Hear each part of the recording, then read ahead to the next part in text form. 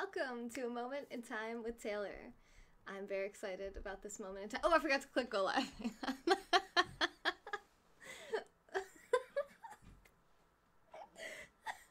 Welcome to A Moment in Time with Taylor. I did that to Periscope last night too, so we were live on Twitch and YouTube, but not on Periscope. But now we should be live on all three platforms. Hello everyone, thank you for being here. We are doing something that's probably not gonna get finished in this broadcast. We are going to go through Tai Lopez's 67 steps. Hey, Nikki Sparkles, you were the first comment to the broadcast coming in on Periscope. Hello, Ashley. Ashley won $50 from the channel last night. I'm good. How are you, Nikki? Hey, K&M. Hello, hello, hello. Sparta. Randy. Hello. So I have someone hidden behind my secret veil of technology, and I'm really excited to bring him on because we kind of discuss different types of development topics all the time, almost every day. Hi, MVG. Steven, thank you for inviting your followers. Bunny, Donna, hello. You're good in cleaning? Okay, well, this will be a good audio to listen to while you clean. But before I bring him on, I just wanted to quickly show you guys my sponsors. These lovely people. Oh, there you go, Steven. You can get the stream boss right before I get it off the screen. Thank you for the super hearts, kicking the broadcast off right. You used the money for a doctor. That's great. I'm glad we could help you with that. Hello, Frigo. Hello, Dan. Are you excited? So we are bringing on Mr. South Jersey Broker, my friend Ed. You guys might know him from Periscope as well, but we've never had him on the show. So you ordered Crushing It? Oh, from Gary V? Sona met Gary V yesterday. That's so cool. So hopefully my audio is okay. I'm testing. I have a whole different setup. We just screwed down the floorboards here in this room and relaid out the carpet and put everything in a new spot. So hopefully this is going to be okay. Nikki's really excited to see Ed. Okay, I guess I'll bring him on if I have to. So Ed, are you ready to come on?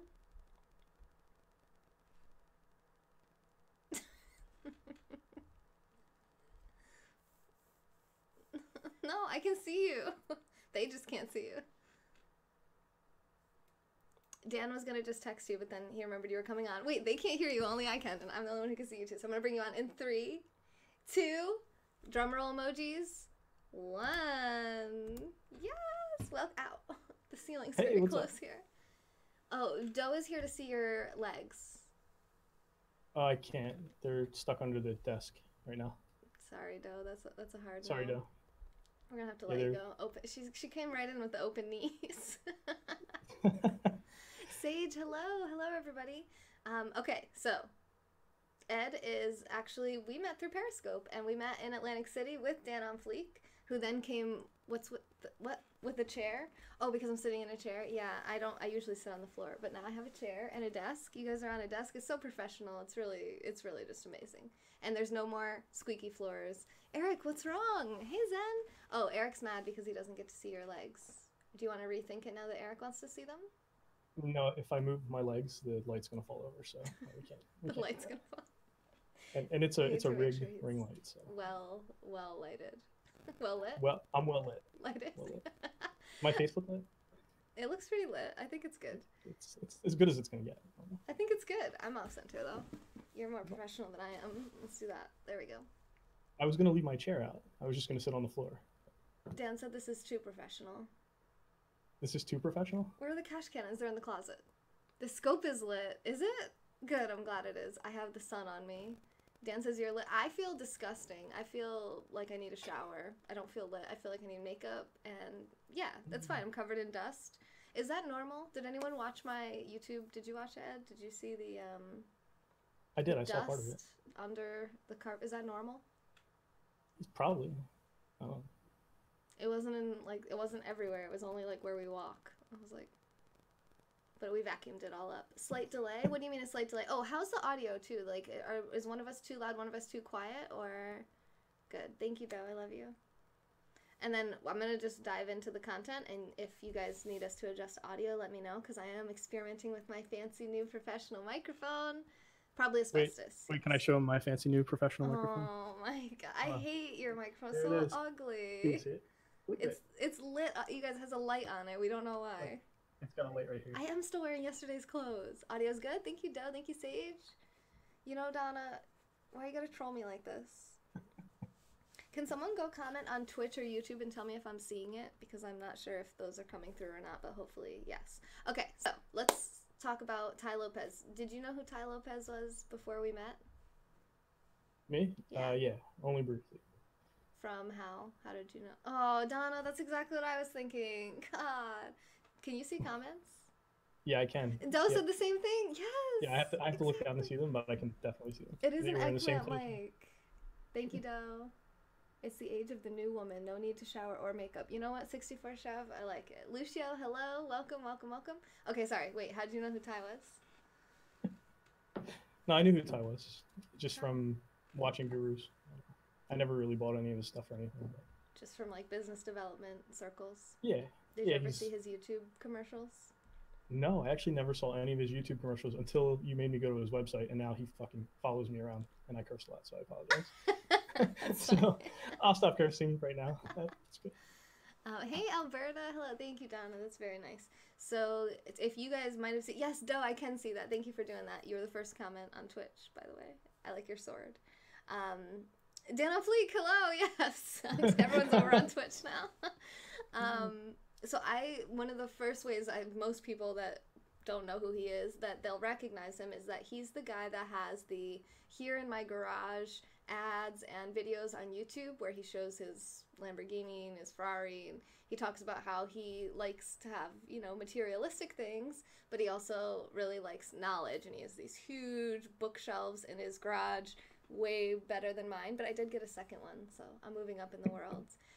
And some people kind of know those ads, and that's how they know Ty Lopez. So I think he's one of the top business channels on YouTube, and he's a broadcaster similar to what I do, but he does mostly recorded content, and he does online programs as well. And one of those programs is called the 67 Steps. There's ads on there, Doe. I know. You don't get ads on Twitch if you have Amazon Prime, but otherwise, yeah, it's pretty lame. Thank you, babe. Love you. Okay, sorry. So, let's talk about step one. If you guys are ready. Ed, are you ready? I'm totally ready. Do a good intro? Oh, great. That's great. We have 67 steps. How many? Yeah, we have 7 steps. How many have we done so far?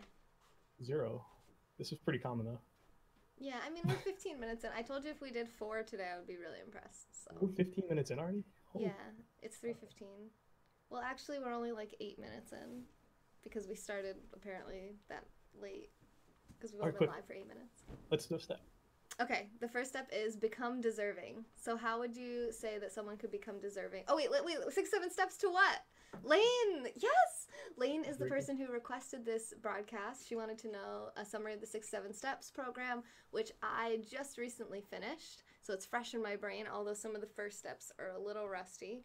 But this is 67 steps to what Ty calls the good life.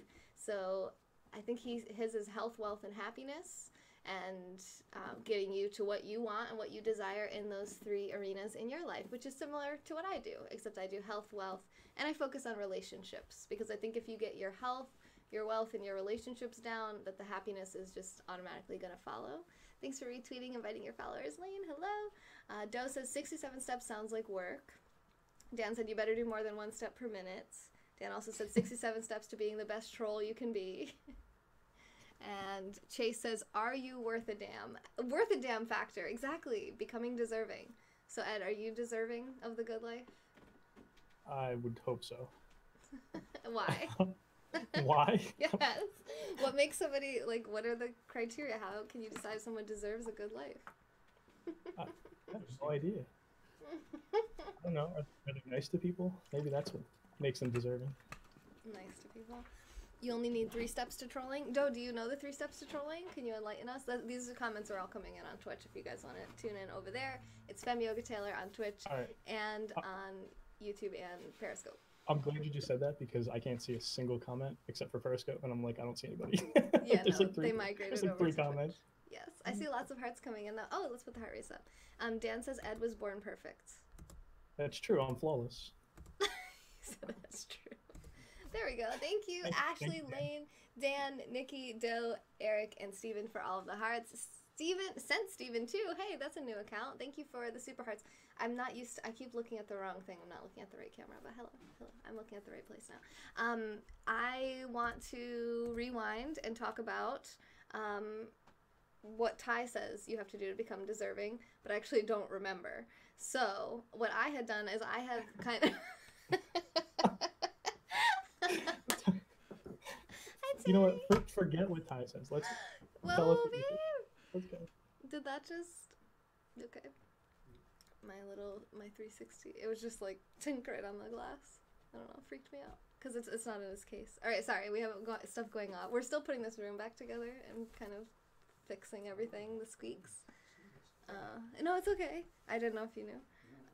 All the cool people are on Twitch, Dan says. I'm sorry I missed some comments, but I have been drafting my own little version of the 67 steps, which is 67 steps for women.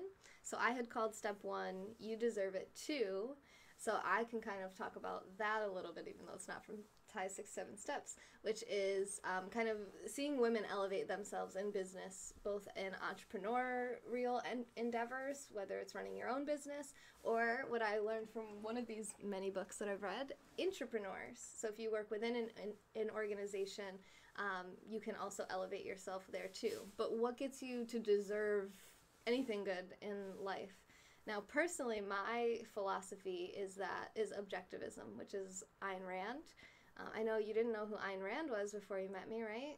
No, I had no idea who that was. So that's kind of new to me too, that whole concept of objectivism. There's this book, if I can reach it behind me here, maybe. Is that the right book? Woo, that's good. Virtue of Selfishness by Ayn Rand. And she talks about what is ethical. What, this is not a Ty Lopez thing, but this is like the Taylor and Ed take on things that Ty triggers us to discuss. We're on step 1 and I'm already confused. Yeah, well, become deserving. So be deserving of the good life. But how everyone judges whether or not you're deserving is different. Everyone has different kind of measures of niceness and ethics. It's that man again. Thank you for the super hearts. So Ed said being nice. And I would say the opposite, actually, which would be to be looking out for self-interest. And being nice to people may benefit your self-interest, but I don't think that determines whether or not you're deserving, because not everyone deserves your kindness, I don't believe. Maybe if you don't know anything about someone, you're going to approach them with kindness, but that's because it benefits you personally, I think. And what Ayn Rand says in this book I'm referring to, that I've been kind of philosophizing with, and I'm open to discussing and having differing opinions coming in, is reason is the highest calling in life and in the world. So you want to always be using reason and logic to make your decisions. So anything that's unreasonable would be considered immoral and unethical. And that's kind of her argument. And I like that. I vibe with that. My guess would be that, Ed, maybe you do too a little bit, or what do you think? Yeah, no, I only like logic and reason, so if it's not logical, I'm not on board. Doe said that she wishes you had your pink tie on. You know what? No, I don't have it. No. I just wanted to make sure. I don't. Do you still own it? Yeah, of course I own it. I have like 3 of them. My mom got Ed a pink tie when we were in Atlantic City. I have a pink collection. Thanks for reminding your followers, Steve. Sorry. Which makes me deserving of a good life. Oh, okay. So if you own pink clothes, if you're willing to wear them in public. What about for women? Same thing? Hey, you were talking about for women. I'm talking about for men, so for the guys. Oh, okay. So as long as you wear pink, you're deserving of the good life? Absolutely. Why did I even invite him on the show? Oh no, I'm hearing that thing again. The little helicopter inside something. If anyone knows what might be causing that, please let me know. I'm always open to audio input. So that's what I would say. If you use reason and logic and you're reasonable and you don't expect things that don't make sense, then you are deserving. That's what I would say. As long as you're applying reason and you don't expect to get something for nothing, and that you know everything's reciprocal and that you're willing to do give and take, I think that, boom, you're nailing it. And that's what makes the most sense. So actually, let's talk about selfishness and altruism, because altruism is sacrificing for someone else. We're reading a book right now, actually, on this channel, if I can get out of my purse, called The Selfish Gene by Richard Dawkins. And this is exploring a lot of the same concepts that I started prepping a little bit with this book. So altruism is actually, it would imply that you're disadvantaging yourself for someone else. So like, say you're taking your resources and giving them to someone else without expecting anything in return. And that's actually pretty rare. I don't know many people that actually exercise real true altruism. Most people they give because they expect to get something back, or they give because maybe someone else gave to them and they can, so they're giving from their excess, but it's not actually disadvantaging or harming them so that they don't have access to resources now in exchange for that. Hey Jamia, thanks for coming in. So that's kind of, I guess I would say that kind of makes you deserving. So you could be nice, but I wanted to kind of like highlight the difference in the philosophy between selfishness and altruism.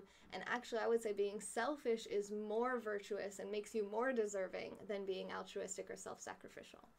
Well, I think too, it depends on what part of your life you're in. If you're at the beginning of your financial life, it doesn't make sense to be altruistic at all. If you're going to give away your only resources, you're pretty much stopping yourself from being able to get yourself to an elevated position that you can help a lot of people. If you are selfish in the beginning and you build a lot of wealth to the point that you don't need all of it, then you can give a lot of it away. So you can change kind of halfway through. Yeah, and you can change lives. Like some of our top contributors of this channel here, they give from their abundance, and then that creates, this business is still somewhat new. It's only, the business itself is a couple years old, but this actual channel is only just over a year old. And it's from other people's abundance that we can have our channel kind of start out. And now as we're getting into more of a steady, more consistent kind of structure with the channel, with 3 hours of live content a day, we can now start to teach people how to reach their wealth goals and build their own businesses, and then we'll just keep building, and then we'll have so much excess that we'll be helping other people get their businesses up and running, which we're already doing through the book. I wrote an ebook called How to Make Money on Periscope, and just in general, you can see a bunch of success stories over at the link in my bio, FemYoga.com. If you click success stories, you can see all the different health, wealth, relationship goals people are reaching, and particularly we're really probably going to focus mostly on wealth as we talk about these steps, but I will never get through like any of them, so it's fine. J-Tag, you said, anyone else barely hear this? You guys, is the audio quiet for you guys? We did do an audio check in the beginning. It seemed to be good. Let me know if anything changed. Hello, Tyboon, over on Twitch.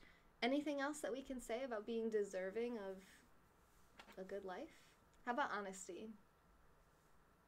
Yeah, I think you earn the good life. So I don't know if anyone necessarily deserves it. I think they just kind of, you go out, you grind, you earn it. So right, if you want a good life, go get it. As you say that reminds me that's what Ty basically is saying, is that you can't just like sit around on your couch and think, oh, I would really like to have $100,000. It's like, well, why should you? Why do you deserve that? It seems quieter than normal. I could turn up. Turn down for what? I just have to try not to be too loud. Thank you, J-Tag. I am a volunteerist. So volunteerism is how I run this channel. Everything's free. This content's totally free. And if you'd like to support it and help it grow and help it survive and flourish, then you can go to FemYoga.com and click support. And just whatever value you find, because everyone's at a different step on that financial journey, whatever value you get from the channel, you contribute that much, and then we'll grow and learn together. And also I cater my content to my sponsors. So if like Lane too, she's in the chat there, and she's commenting and she's supporting this channel financially, and she asked me to do this series. So I asked Ad if he would join in this with me, since we do weekly mentorship calls. I wanted to talk about that too. Because Ad's not only my friend and becoming quite a good friend of mine, but also he's like a business mentor to me, because he's been in this entrepreneurial journey. How long? How much longer than me? Ooh. Since I was like 12. Exactly. Like 20. See? 20 years, pretty much. So I think that, it's like I get to stand on his shoulders now.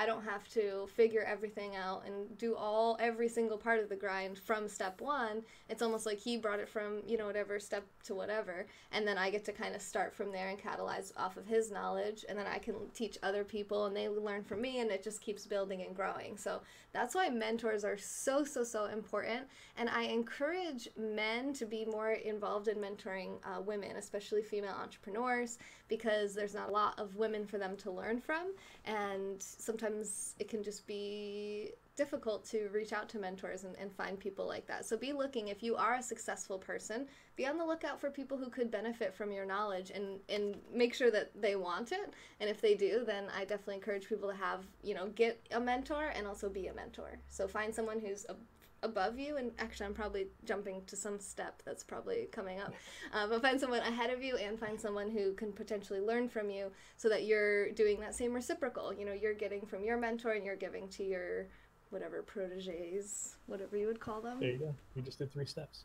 Congratulations. I think we might have. I think we skipped. I'm pretty sure that's step 4, but that's okay. Wait, so this step on deserving though. So, you know, one thing Ty always says about the deserving part, he even says that when people buy his program for $1,000 or whatever, it doesn't necessarily make them deserving of success. They actually have to get up and do something. And I think that's his biggest point in what he sells, is that just because you paid, you know, $2,000 for something doesn't mean you now deserve to be successful. You have to actually go do the work.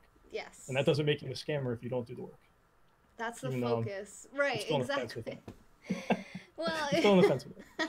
But either way. Well, that's like if someone buys my book, How to Make Money on Periscope, and they read it all, they read every word, and they watch every tutorial and every video that I did, and then they don't do anything, and then they get mad at me because they didn't make money on Periscope. It's like, well, that's not really my fault. You know, there's only so much that a mentor can do. You have to put the work in, and that's really what this whole step is about, is doing the grind, doing the day-to-day, because I wasn't able to just be an entrepreneur just off the bat. I had to kind of I had to gain hard actual skills from working for years, for, I don't know, 10 years. And then I was able to really branch out and run my own and have the freedom. It was like I had to earn my freedom. I had to work in a job and in a situation in that rat race that I totally hated, and I had to work with people I didn't like, but I had to do that to deserve what I have now. I couldn't have just done this miraculously with no skills from actually working, in my experience, because I didn't have an entrepreneurial parent to kind of train me up in that as I was growing up. So that was my journey, and that's how I became deserving, as I put up with a bunch of crappy jobs and worked really hard and became a manager, and always worked my way up through all the different levels everywhere that I worked, and worked really hard, and my work ethic stood out so much amongst my peers, and my experience, obviously, from working. You found a new drive to get what you want. It won't be easy, but I need to do it. Gemma said I have already helped her so much. Thank you. If you guys want to provide any success stories or testimonials for me and my website, I would appreciate that. You can reach out to me on Instagram or Twitter. FemYoga Taylor. Ed has a success story on there. It's a good one. It says something about like how you're already successful, but you know, the channel helps you to think even bigger. Or you said, what did you say? That we helped you start reading more again? Oh, yeah, definitely. I stopped reading for probably like 2 years. And that's actually a Ty thing, because Ty got me reading again. He actually challenged everyone in the 67 steps to do a 30-day book-a-day challenge, where you read a book every single day for 30 days. I don't think the challenge is to read an entire book. I'm not sure, but that's what I did. And ever since then, now I'm reading a book every week. Okay, I turned him up. Everyone says that you're quiet. I don't know. On Twitch, the audio seems to be fine. They think it's fine. But, yeah, I don't know. I cranked him up, so now he's loud. Now we're about the same level, I think. You're not successful entirely, but for you, you're alive. That in itself is a success for me. That's exactly what we're talking about. Wherever you're at on that journey, you just have to start at step 1. You have to take the first step. And the first step might just be getting out of bed, you know, taking a shower. Well, keep in mind, too, success is different to everybody. So just, you know, some people don't think financial success is the only success. They're looking at life in general. But there's all different levels. What? She didn't mean that you're quiet, like auditorily. She means like you're not talking enough. Oh, yeah, well, whatever. I talk when I have something to say. That's true. Actually, the first few like mentorship calls that we did, I don't know if you talked at all. I felt like I only talked the whole time. Maybe. But now, I think it's gotten more balanced when we're doing our mentorship calls. In fairness, say something I disagree with, and how much do I talk? We never disagree, Ed. We've never disagreed on anything ever. Not true. That's false. That's fake news. It's fake news. Should we do step 2? Yeah. Wow, we did step 1? We did one. Yeah, we become deserving. Okay, there's like a million different ways apparently you can do that. So work hard, be selfish, and then once you have abundance, give back Remember those who you had to, that helped you to get where you are, and then be that to other people as you move forward. I think, keep pulling people up with you. I think it's because it does benefit you. When you find someone who has promise and potential, if you've been thinking about this stuff for any period of time, you can probably kind of sense a difference between people who kind of get it and they kind of have it and people who don't. And when you see someone who has it and they have the hunger, they have the drive, but they just don't have the knowledge, they don't have the resources, they don't even know where to begin, they just have the right ingredients, be the kind of catalyst. And it's, my husband uses the analogy all the time of like a football field.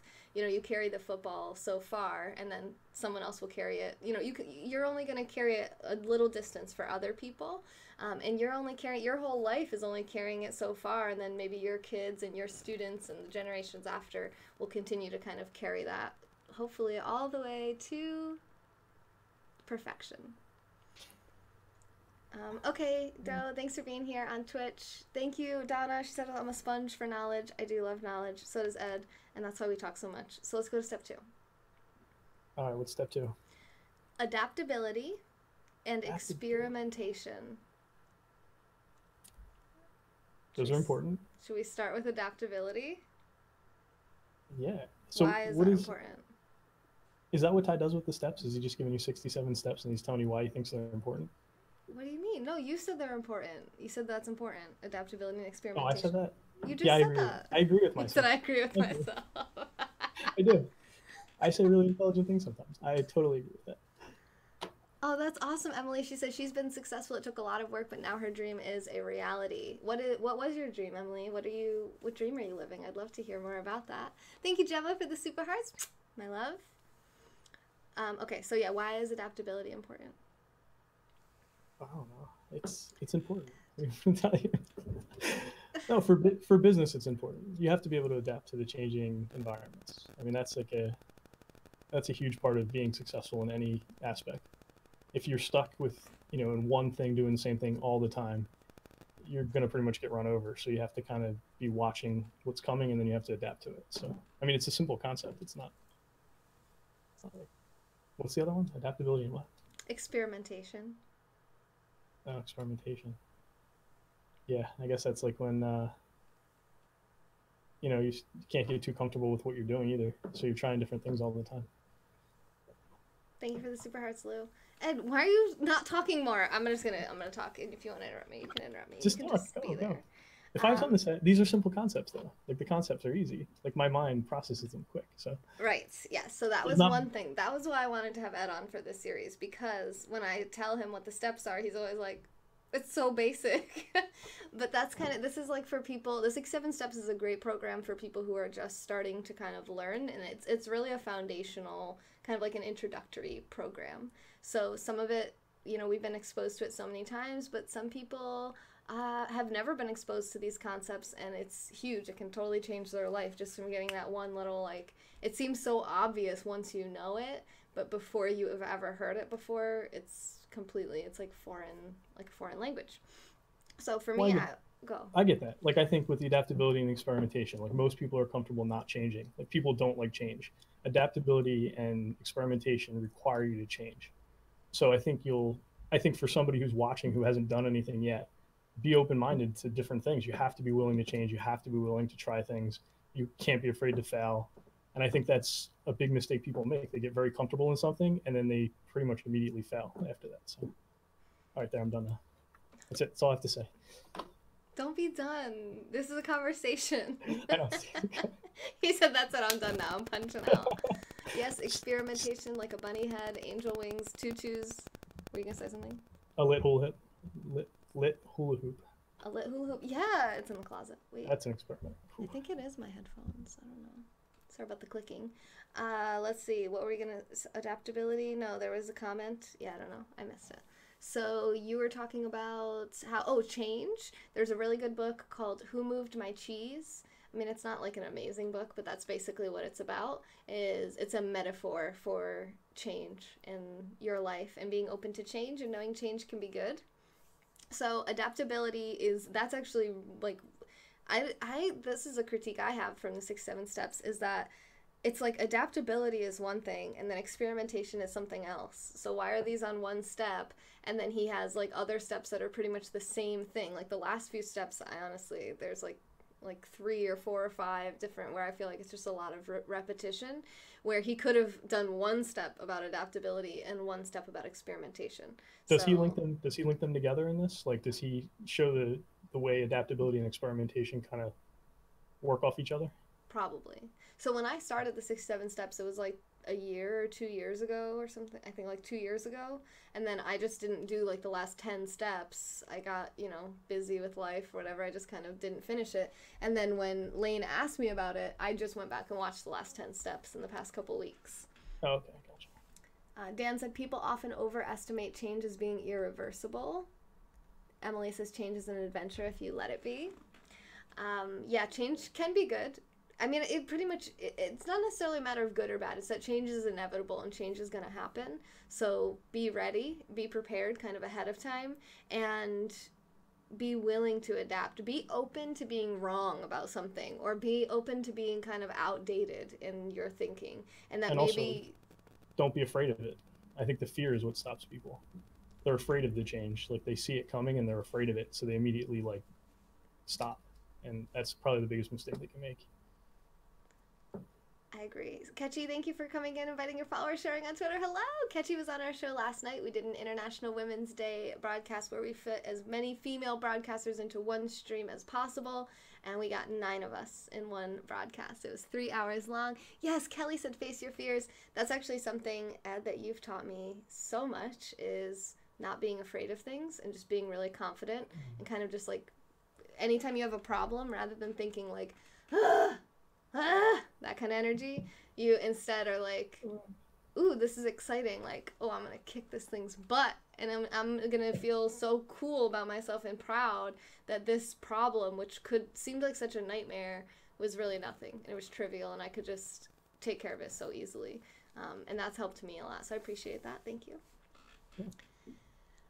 Dan says, be willing to try new ventures, because if it doesn't work, most times you can retreat. That's true. You can usually change back if you want to, you know? I mean, I guess adaptability, so I guess I can see how that could morph into, like, talking about experimentation, because that's like, experimentation is almost like forced adaptation. You're, like, testing if this adaptation is going to be successful. If you think of evolution, with genes or with any kind of, you know, species, with any kind of, even if it's microevolution, you know, there's no religious debate about microevolution, which is just like small changes within a species. That happens because certain mutations are more adaptable than others, and those are mutations. So sometimes they're not better. Sometimes the change isn't really, or the experiment isn't successful, but it's okay, because you can just adapt after that. You can just kind of change back or change to something different. So I like that, Dan, that you brought that up. It's like, it's not permanent. You could just try it. If it doesn't work, you could try something different or go back to the way you used to do it. It doesn't have to, like with me moving over here, I was all like, oh God, like, I don't know if I like this. It's going to be permanent. It's like, really, no. Like, it's a bookshelf. I can move it. It's fine. It's fine. Well, and also, you know what, there are people in business who change too quickly. And they change to one thing, and then they don't like the result, and they change back, and then they change to something else. They never really give it time to work. So I think part of change, the importance of how you, like, basically execute the change, is that you give it time to work. And you know, we always talk about KPIs and how to track things and whatever. That's part of that. When you want to change something, you track your KPIs so that you can figure out, you know, if the change worked or not before you give up on it too soon. Because giving up on it too soon, you may lose all the seeds you planted in the process, and you'll never get to the harvest, which is the point of the change. So there you go. Yes. He says, there you go. That's like, every time he talks, he's like, there, I said some stuff. There's an endpoint for me. Yeah, actually, when in advertising, they oftentimes, like on television advertising, when they pitch advertising space to a business, they always say that, like, you have to go at least 6 months, if not a year, just to see if it's even working, because the way that television advertising works with commercials is that the person doesn't, like, see your commercial once and then just go buy your thing. It's like, it has to be, basically, you have to be put in front of that person so many times that you become the thing that the person or the business that they think of when they have the problem that you help with. So for me, like I used to work for a company that sold wheelchairs.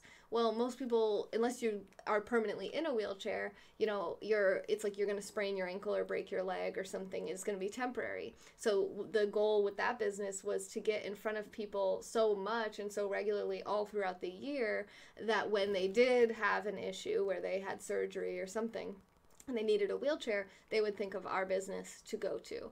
But you can't, it was like if like, the owners of that company, oh no, my laptop's not plugged in. Quick, run! Okay, and you talk to the people.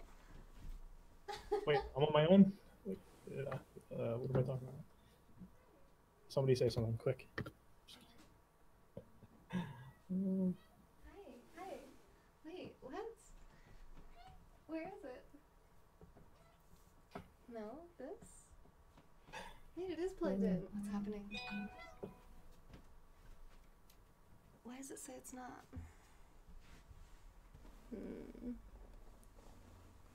I don't understand. Is it loose? Oh, there we go. There we go.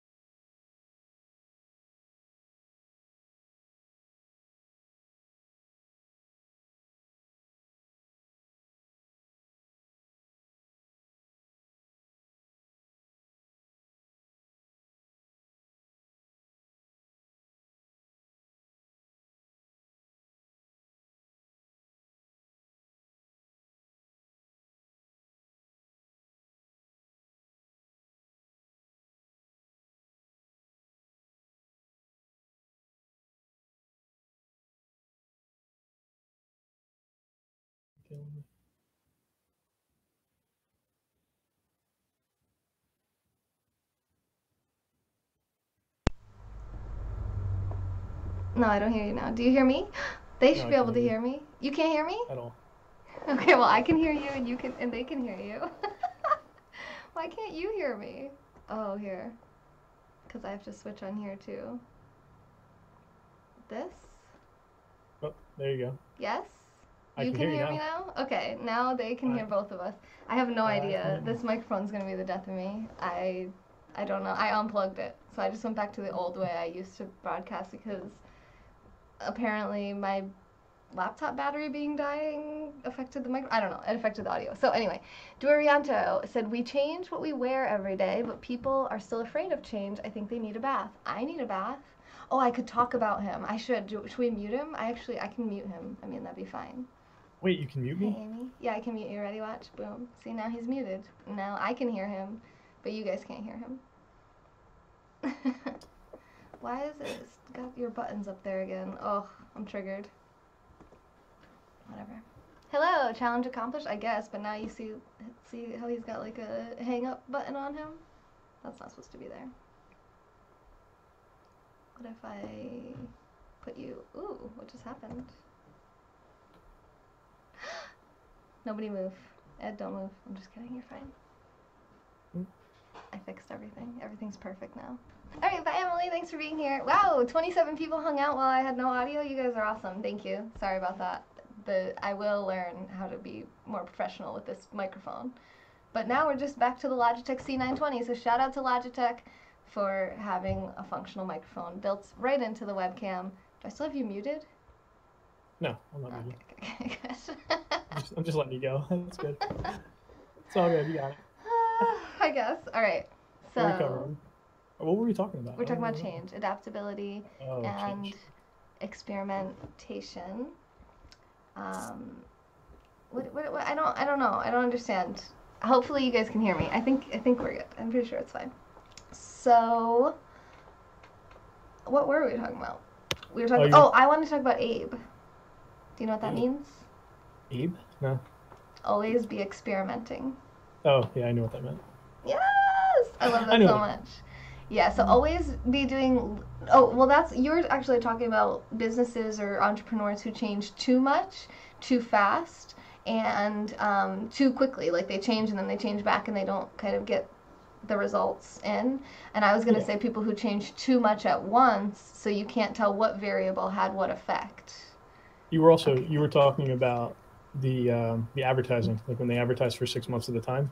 And one thing I wanted to bring up with that is that the companies that tell you to advertise for 6 months at a time, some companies will actually market themselves broke because they have poor ads and they run them for 6 months and they don't generate the correct customer, and then they end up out of business. So there is a real danger to see. Change is really great if you're good, but it's really bad if you're not.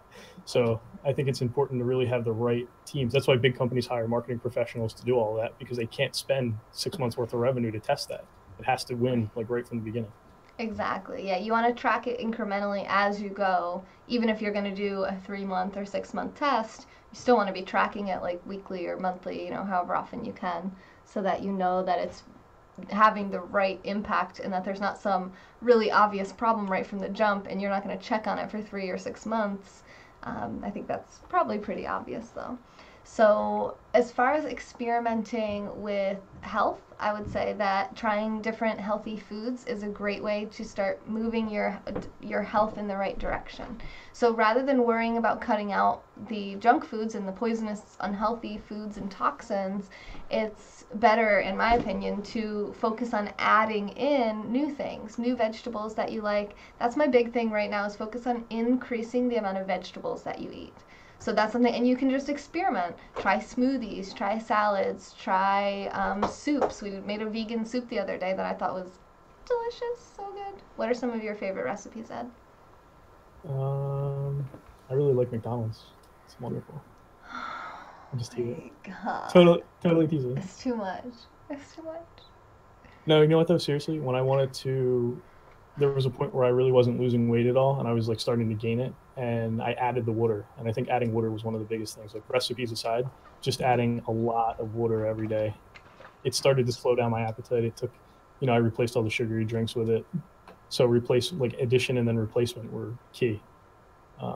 And then it kind of reversed the equation. So. Who told you should drink more water? Yeah, you did. Yay! It was me! Sorry, I'm yelling. I forgot we're on the old microphone now. We're going to break everything. So do you have water with you right now? I do, but my light is sitting on it. So if I move the bottle, the light's going to fall. Will you guys cheers me then? Because his light situation is too much. Oh, there we go. Woohoo, cheers. Are you going to drink it? Who does a cheers without drinking it? Well, let's put the light back on. Drinking scope. Alright. Cheers, everyone around the world. Drinking water with us. We're all going to be healthy together. So that was a fun experiment, right? The light didn't break or anything. No, it was good. You still look lit, so it's fine. I'm still lit. It's good. Yes. But also, if you want to be successful, right, you do need to be healthy. So you do need to eat, you need to exercise, you need to drink a lot of water. Success can be stressful. So if you're not eating right, sleeping right, all that kind of stuff, it's really difficult to get through some of the tougher points. That's true. Lane says that's all she drinks. She's lucky because she hates everything else. I'm kind of the same way. I'm a big water drinker. Oh my god, my left ear is misshapen. Yeah, and if you don't like water, I think somebody just said, I think Gemma said she doesn't really like water. If you just squirt some lemon in it or lime juice or something, it changes the whole thing. And then there's also There's like what do you call that? Like the diffuser or whatever, like for the fruit. Is that what you're talking No, about? no, there's water. There's Mio? water that's No. no. Oh, okay. No, totally wrong. None of that. It's a green bottle. It's like seltzer water, but it's flavored seltzer water. So it has like natural like lemon oils in it and stuff. And it's a good, like if you like soda, it's a good replacement to start switching one of those in or something. Oh, I have one. I have one for that too. Hi David. Yes, we do talk to you. You went on a Snicker bar diet, lost 4 pounds this month. Amy, you're hilarious. Britta. Oh, hey, Miss Sunkissed, how are you? Britta. So we use reverse osmosis water here, but you were just talking about replacing soda. I don't know what the thing is that you're talking about. Oh, is it oh yeah, I can't remember the name of it either. It's like, it's like Perrier. Yeah. Something I can't pronounce it. Some French. Yeah, thing. that's what I think Hazel was drinking that before. Yeah. There's something called Kevita, Kevita. It's a probiotic beverage that is, you can get, there's this one flavor, blueberry cherry. It tastes like you're drinking a soda. It's carbonated, but it's actually healthy. It's for your gut bacteria, so it helps to rebalance your digestive system after antibiotics. Pellegrino, I don't know. Pellegrino's one. You don't have to be sorry, David. Thanks for being here. It's great to meet you too. Follow me, please. I do 3 hours of live content every single day. Today, right now, we have a special guest on for, how much longer can I have you for? 45 minutes to an hour. Okay, well, all I need is like how long do you 15 minutes. I have until 5 o'clock. You're diabetic, David? Okay, all right. Well, let's go 15 more minutes, and we'll do an hour. Wait, cool? How many steps did we do? We've so far done like 2. We've done 2, but I feel like we're still talking about 2. All right. I feel like I still have more things to say about 2. Oh yeah, and babe, just so you know, I'm using the other microphone now, so it's not the cardioid thing anymore. Just so you know. It doesn't really. It's fine. So always be experimenting. Do we talk about? Wait, that's what I was doing. I was saying health experimenting. What's a wealth experiment that you've done in your life? A wealth experiment? Yeah. You want one that worked or one that failed? Both. I want one of each, please. Whew, all right. So my first flip that I ever did, I bought a condo. Wait, tell them what you do. Oh yeah, I didn't even start with them. What do I do? Who are you? What don't I do? That's true. So I do a lot of real estate investing, and I run a residential brokerage, and that's pretty much it. So that's all I do now. I got rid of everything else. Yes. I used to run a restaurant. Yeah, I used to have a restaurant that was a pain in the butt. But anyway, so one that was good and one that was bad. So the first one that was good, I bought a condo. The very first thing I ever bought, I bought from a guy for 20 grand. I put 10 grand into it and sold it for 100. And I think I netted like 50,000 when it was all said and done. And that was my first one, so I was hooked after that. Nice. And then right after that, I put 20 grand in the stock market, and I gambled it on a biotech stock that totally failed. So that went to 0. So, nice. You're too efficient with your stories. Your stories take like 5 seconds to tell. Yeah, there's not much to them. You know what Ty would say? That the person with the best story wins. Well, that's you. That's why you're the broadcaster, and I'm just hanging out. Well, thank you for coming on and letting me troll you. Absolutely. Lane says flipping homes is awesome. Is that, Lane, have you done that before? My mom does that too.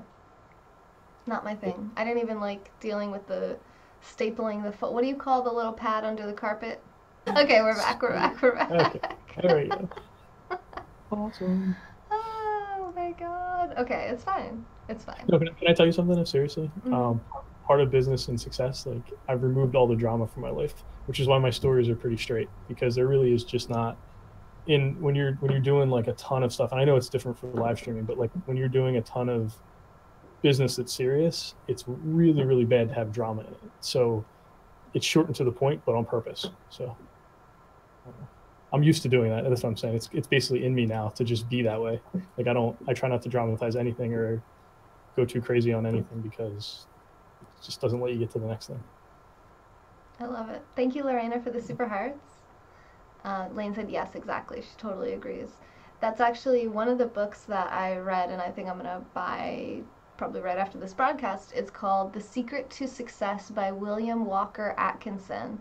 And he talks about how if you observe people who are successful, they tend to be less dramatic and flashy than you would think, and they tend not to move their bodies as much, and they tend to be just a lot more still, a lot more steady, a lot more focused, and not so kind of all over the place, crazy. And I know it's a little different with live streaming. You are entertaining as well. You do want to be interesting, but I think there, as far as over exaggeration, I don't know. Storytelling is an interesting art that I've been just recently starting to learn more about, and how that comes into play with business and with life in general. I'm still learning myself, but it's important though. It is important. I'm also used to letting other people talk because I'm also a salesperson. So in sales, I'm trying to build rapport through other people's stories. So I really want them to tell me their story. I don't necessarily want to tell them my story. And your first instinct is to talk about yourself. So I've trained myself over the years to not. And that's another thing. It's kind of like hard coded now. So it's hard to break it. Like I actually feel uncomfortable talking too much at this point. So it's, yeah. I have a lot to learn from you still. You're doing fine. You're doing perfect. Just keep doing what you're doing. Yeah, I'm doing perfectly. Yeah, this broadcast has been perfect. So, should we do one more step? I look pretty flawless. This light. Well, good, because I'm learning from you. So. My stillness. Your stillness? I'm not still at all. I'm all paranoid about moving now. Yeah, Gemma, that's good. Being a listener is really, really important, not only for sales, but also in general in relationships. Seek first to understand and then to be understood. I always feel a lot more pressure when I'm live to fill up the space with sound and content. Like I can't just sit here quietly and say nothing. No, and that's the nature of what you're doing too. I mean, it's important for what you're doing, but that's good though, because I can be quiet and you can talk. So let's go. What's next? Step 3. So the first step was become deserving. Step 2 was adaptability and experimentation. And number 3 is humility, being humble. Humility, huh? Thoughts? I think it's a fine line. I think you need to be humble, but I think you also need to be confident. So I think there's, especially in business, like if you're going into business, if you're too humble, you'll get eaten alive. If you're too confident, you'll become thought of as pompous, maybe. Is that the word I want? And then that doesn't do well for you either. So I think it's a balance, like of being humble, but also being confident. And then additionally, like if you have a team, being humble with your team, putting your team in front of you is very important. Like showing that they're the ones doing the work. That's a huge thing. If you're a leader, being humble is important, but still being able to get stuff done behind the scenes is important. So you want to have the trust of your people, but you want to have the appearance that they're doing everything. I think that's the perfect leadership style if you can achieve that. I just got a new book about leadership from Ari Rosenzweig or something like that. It's called A Lapsed Anarchist's Guide to Being a Better Leader. How does showing your garage full of cars equal humble? Who's humble? Oh, you mean Ty? Ty. Yeah, but see, Ty used that for a different reason. For Ty, he needed to not be humble first to get attention. And then now that he has the attention, he can sell stuff. So he's a lot more, I mean, he still shows off his stuff. But if you really listen to him, he is actually humble in, well, no, he's not really humble, is he? He's not humble. Sometimes. I feel like he's humble with important things, but not humble with the stuff he needs to not be humble with to sell what he's selling. I feel like Ty could definitely use remember number 3. But I feel more inclined to buy his $1,000 program if he shows me a Lamborghini. Like if he showed me a humble Ford Focus, I probably wouldn't buy his program. I'd be like, well, Ford Focus is nice, but No, it's not. Can we not say Ford Focus is nice? I'm trying to be nice here. No, but I mean, it's a crappy car. It would be better if you said like a Honda Civic, which is actually nice. Who drives that? Anyway. I don't know. I know a few people. He bought a homeless guy sneakers. Well, that was nice. Yeah, I think Ty, I don't know that he's humble or not humble. I don't know him personally, but he definitely gives people a good strong dose of humility pretty often. And I think like forcing humility onto people in a public fashion, which is basically just public humiliation, is probably not the best method to teach step 3.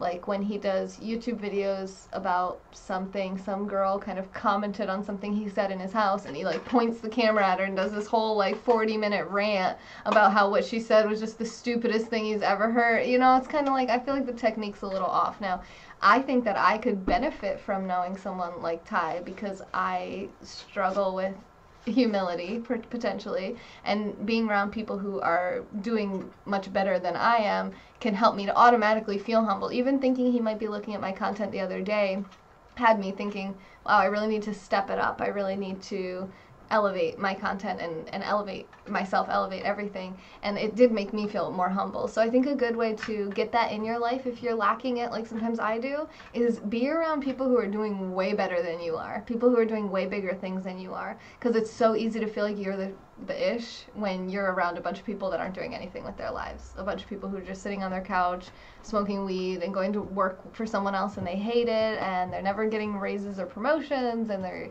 you know, they have their cars always breaking down. It's just like nonstop, one thing after another. And then you just by having like a normal average life, you feel like, oh, I'm amazing. You know, that's, I think, a good thing is to just keep elevating your circles and who's around you, because that's going to keep you humble.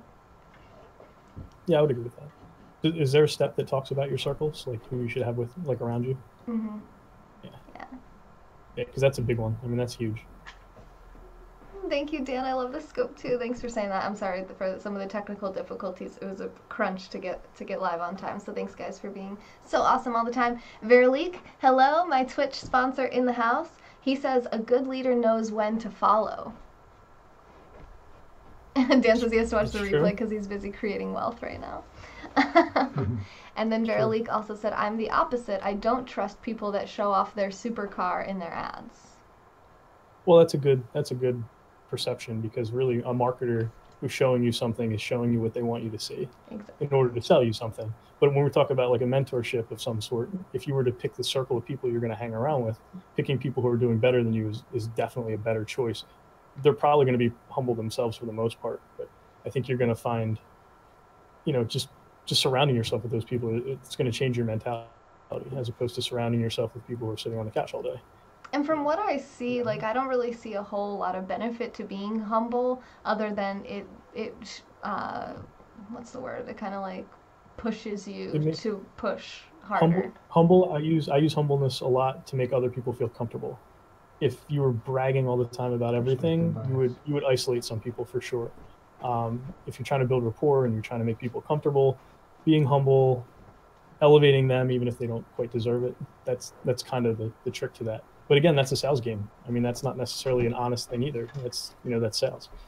So it has its place. I mean, there's times for it, there's times not. But everything depends. I don't think there's a direct answer to any of this. Like, I don't think any of these things have a hard, like, you must do this all the time. I think it's all subjective. Mm-hmm. Yeah, it's almost like just topics for discussion and philosophy. As far as females go, typically, unless you have a decent amount of testosterone in your system because you're a man or because you exercise a lot and really hard and, you know, do things like power poses and things to increase your testosterone levels, then you actually tend to second guess yourself a lot, and humility actually isn't really a big part of what you need to be focusing on to be successful. And I also don't seem to think that it seems to make any difference if you're humble or not, whether you'll be successful, because Donald Trump is plenty successful and he's not humble at all.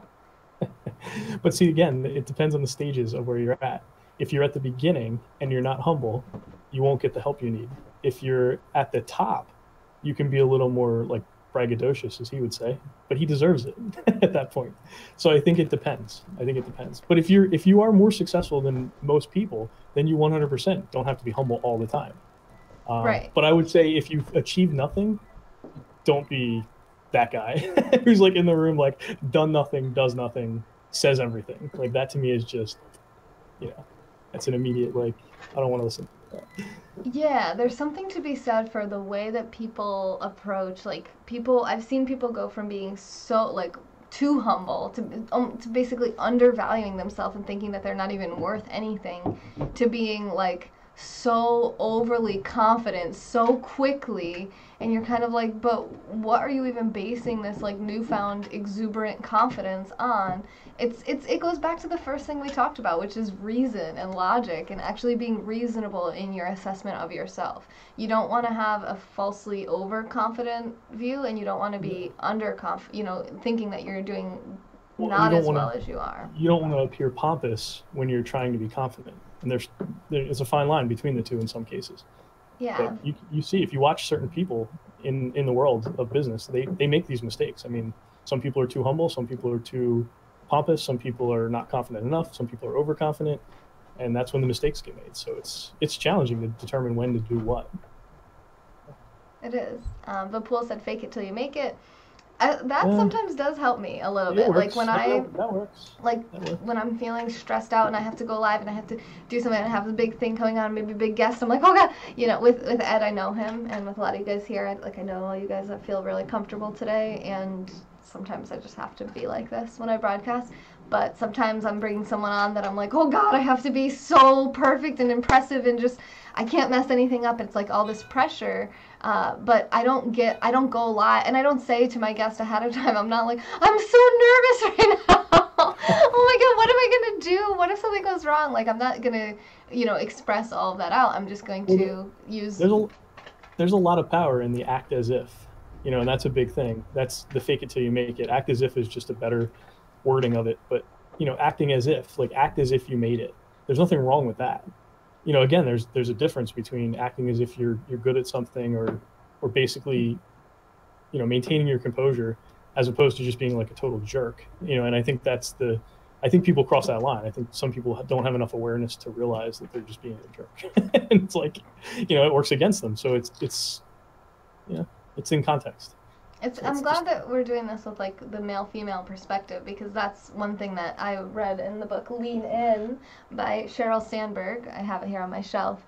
And don't forget to be yourself. Oh, David, yeah. I think that's pretty hard to forget, to be yourself. I don't know though. And they did some studies where they tested, I think they had them take a test. They had men take a test. So let's say 50 men, 50 women. I don't know if this is true. This is the concept. They each took some test, maybe 10 questions. And they asked them, what do you think on a scale from 0 to 10, how well did you do? And on average, the men overestimated themselves. They always thought they did better. Not always, but on average, they thought they did better than they did. And on average, the women thought they did worse than they did. So that's why kind of this whole 67 Steps, Ty is very much catering all of his marketing towards men, young men, the fancy sports cars, the hot models, the big mansion, kind of the sports, the being kind of like, oh, I'm so amazing. It doesn't necessarily appeal to women as much, I don't think, although I learned about it, so it can. But with women, I think the humility thing comes in even less, because I mentor a lot of women, I coach a lot of women, I don't usually need to tell the women to be more humble.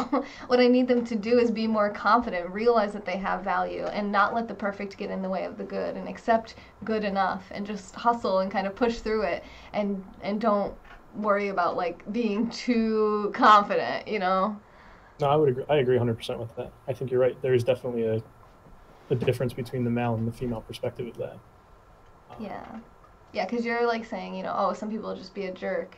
And then I'm thinking about people who, like, they're too hard on themselves, so then they don't do anything. They don't put out anything because they want everything to be so perfect. And it's almost like we're thinking of different demographics. Because there's a scale. There's a scale to that. There are the people who are too much one way and too much the other. And being successful in business, really, whether you're a man or a woman, is about being in the middle. And that's why it's so hard, because as a male, you may be overconfident. As a female, you may be underconfident. And that's a real weakness that you have to deal with in order to get to that midpoint.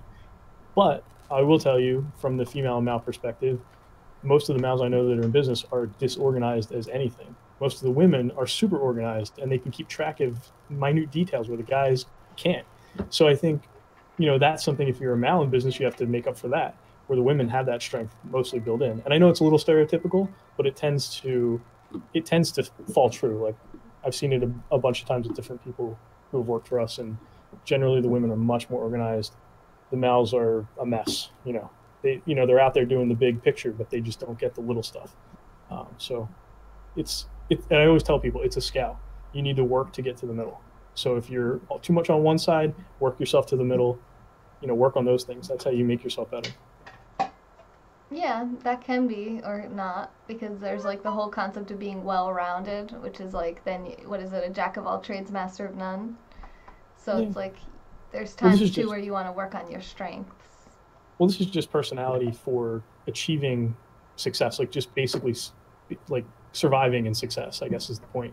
Because if you're too much, the nice thing is as you get more successful, though, you can hire people to do your weaknesses, and that's something that elevates your success. So you don't focus on fixing your weaknesses, you hire people to do your weaknesses, and you focus on your strength, and that's a huge part of accelerating your success. I think that's more important. Yeah, focusing on building your strengths, focusing on what are you really good at, and double down on that. And then once you're at that point where people can kind of help you elevate your weaknesses, or like now as I'm starting to explore cooking and drawing and karaoke, like it's almost like you're exploring. You want to have a base knowledge and maybe a base skill set in a variety of things, but you want to have your one thing that you work on every single day, and you really are just getting kind of honing that strength, that thing that gets you your happiness. But I'll tell you, that book, the book you had recommended, the E-Myth book, one of the big reasons businesses fail is because most of the people who go into business are really good at working in the business, like being a technician, and they're not good at being an entrepreneur, and they don't adjust that skill set, and they don't have the money to hire somebody to do it for them. So I think most of what I'm talking about is like if you're just starting out in business, or you're just beginning your business life, balancing out your weakness. There it is. There's the book. Balancing out your life is important. Getting some of those weaknesses in check is important to get to the next level. Once you get to the next level, you can back off of that a little bit. You can focus on what you're good at. But that is a big mistake. That's why businesses fail, because the people go into them and they're not willing to get better at their weaknesses. They just want to focus on what they're strong at, and they end up with a business that's very lopsided because they don't have the funds to hire somebody to do the weakness. So it is, we generally agree on this. We're just talking about it in different ways. I'm at a different scale of it where you're on the other side, but we agree. I mean, it's just a different way of getting there. Yeah, I agree.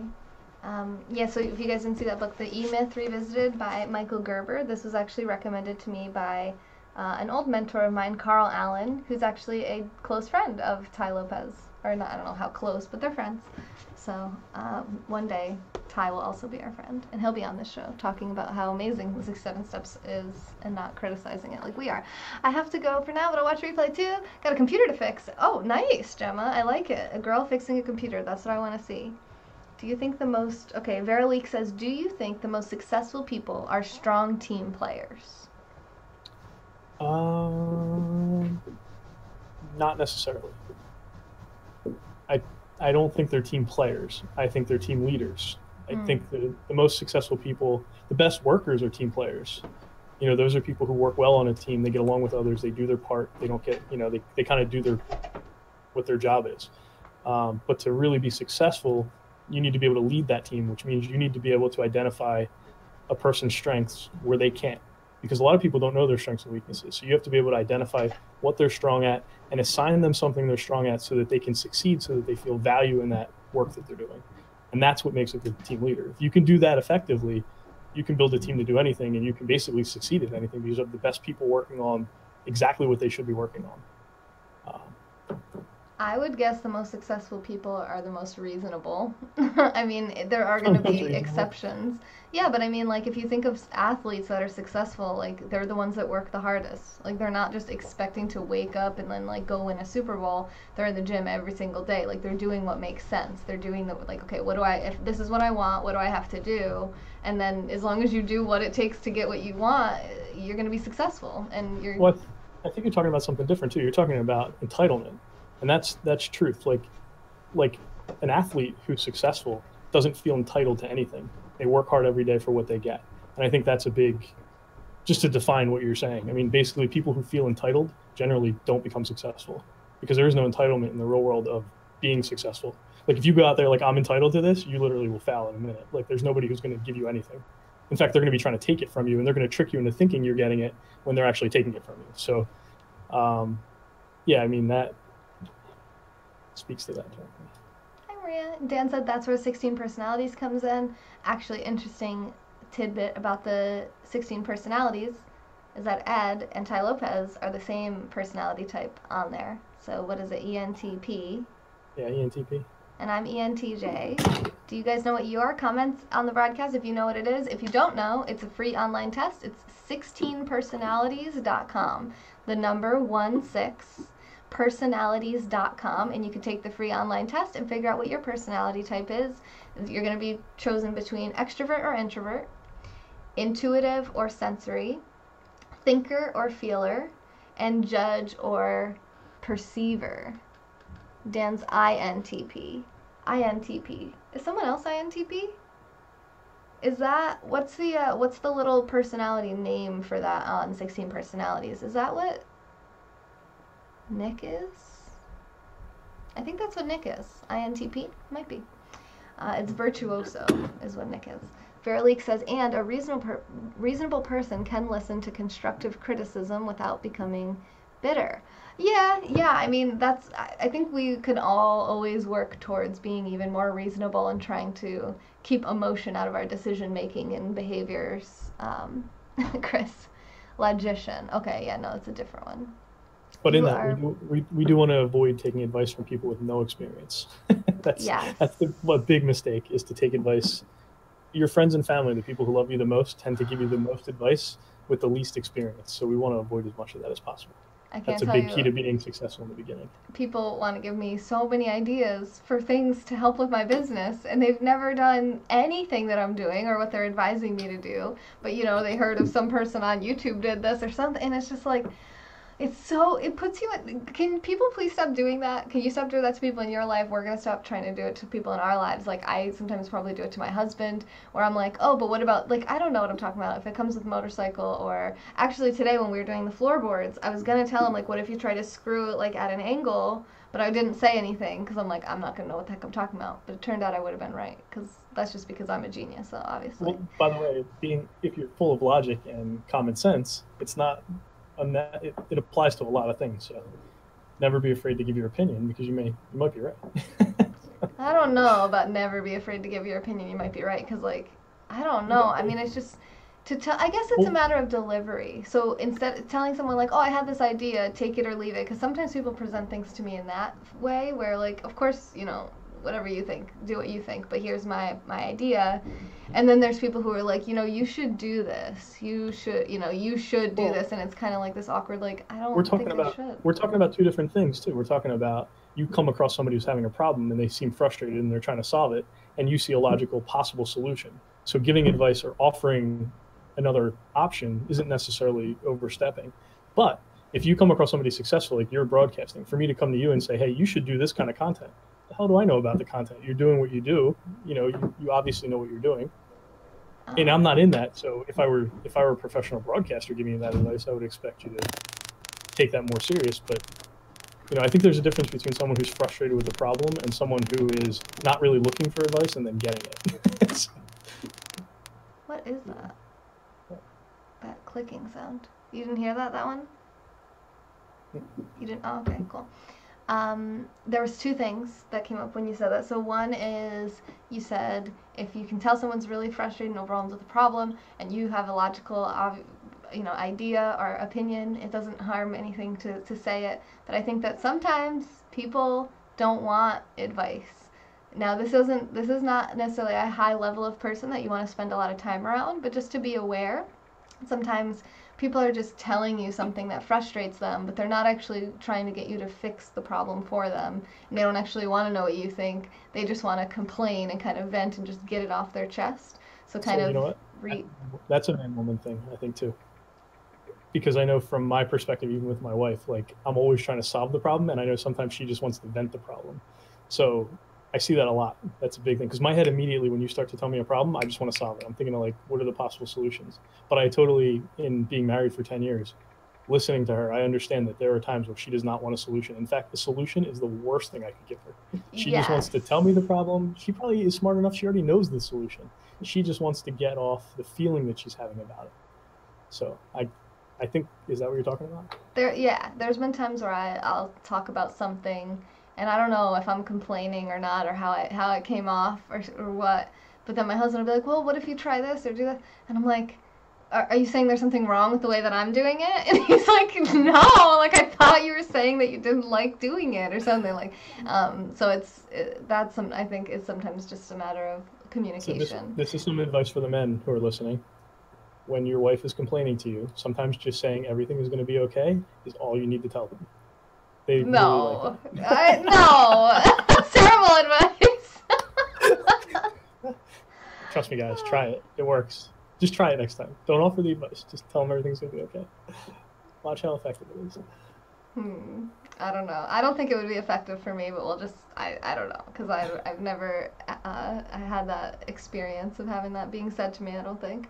I would feel very patronized if someone said that to me. Yeah, Lee said no way. Yeah, David said not in England.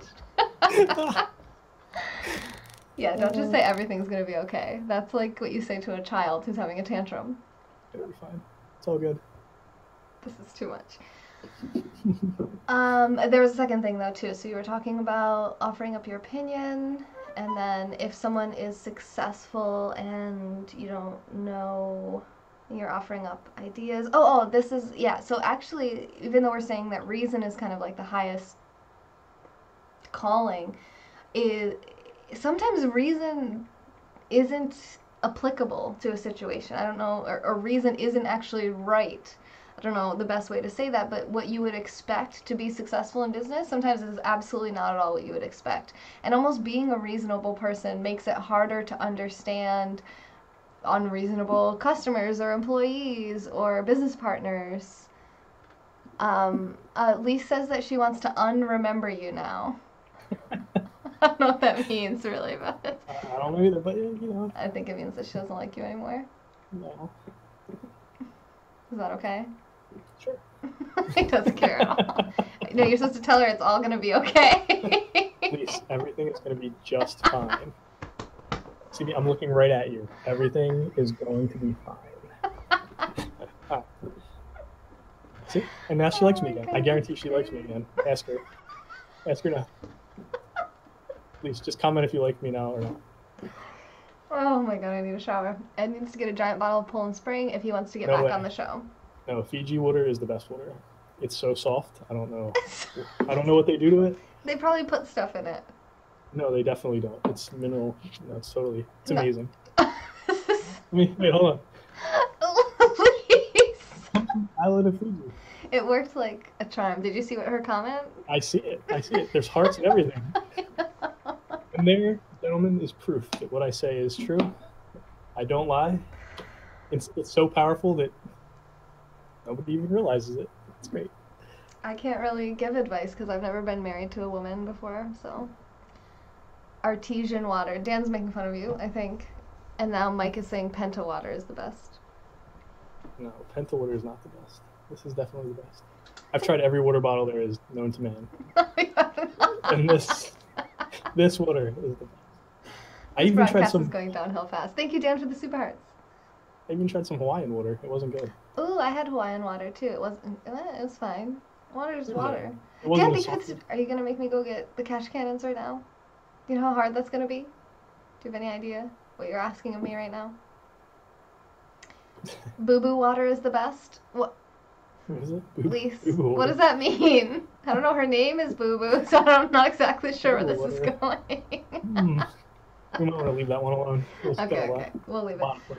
I think we're going to have to stop on step 3 because we're already at like an hour and 20 minutes. Are you serious? An hour and 20 minutes? We did 3 steps. Yeah.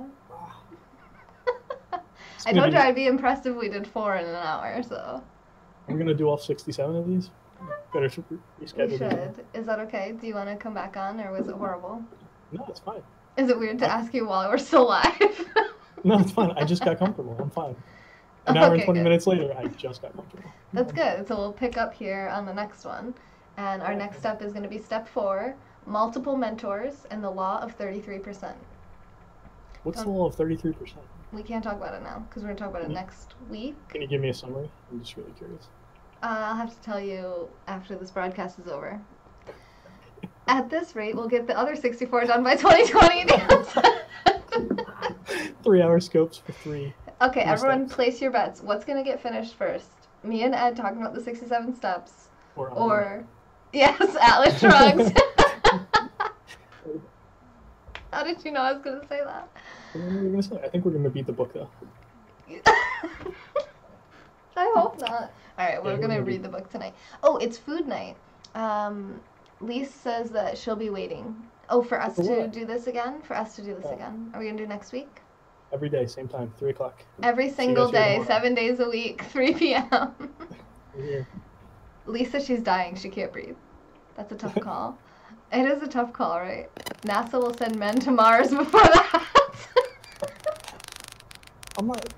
All this doubt makes me want to do it now. I have 10 hours. Let's go. I have 10 hours. Record-breaking scope. All 67 steps in one sitting. That would be absolutely... I would need food. I'm hungry and I need a shower.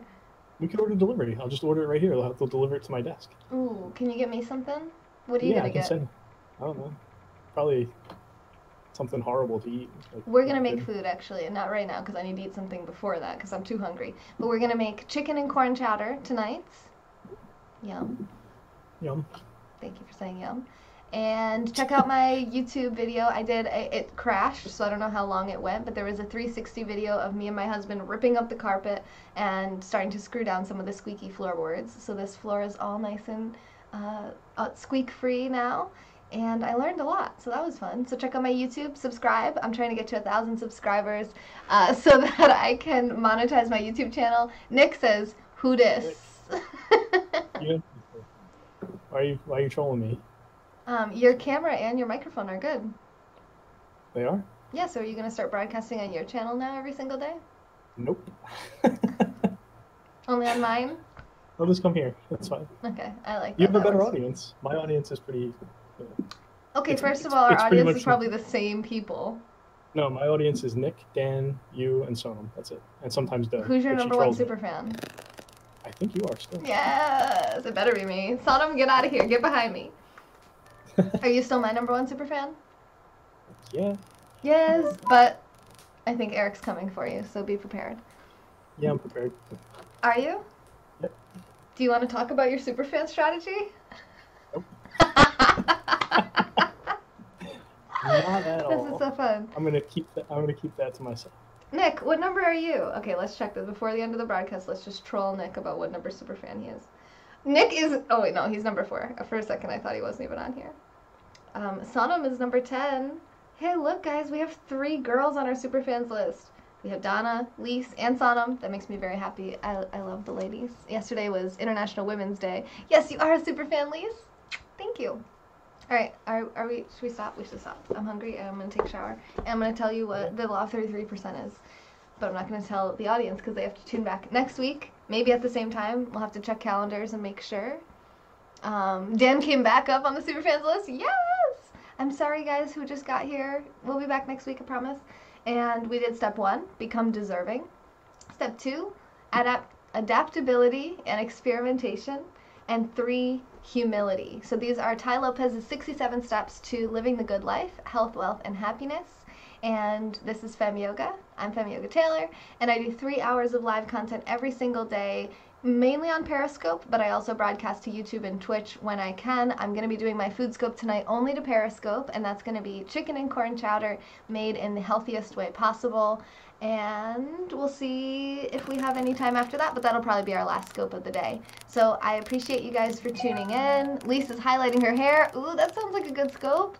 You were going to get the 67 steps free. Now I'm going to have to pay. Oh, you were hoping to get it for free. Now you're going to have to pay. Yeah, you guys go over to TaiLopez.com. If you ever talk to him, tell him FemYoga Taylor sent you and that he should come on the show and be friends with me. Okay? Thanks. And Ed, thank you for coming on. This is a lot of fun. You're a good sport. We should bring Tai Lopez. Can we get Tai Lopez to be like right between us on the split screen? He can defend it while we can defend this 67 steps. I don't think I can criticize it to his face. I'm too afraid of him. All right, so you be the agreeable one, and I'll be the Yeah, that's how we'll win them debating over. one. Yeah, we'll use you. Yeah. It'll be like good cop, bad cop. Oh, I like this idea. Okay, let's Yeah, do that. you defend them, and I'll Next question them. week, tune back in for me, Ed, and Ty Lopez. Bye, CG. Bye, everybody. Ed, any last words? Anything that should they follow you? Did you comment in the broadcast? I commented. You can follow me. I scope once in a while, not too often. I try not to scope unless I have something to say. You have good replays though from Atlantis. Yeah, that's right. And the sledding. That's a good one too. Sledding. That was awesome. Yeah, you can watch me fall down shots. like three times. At least. At least. Hey, there he is. I was just gonna say hey Ed, but then I realized that you're already here.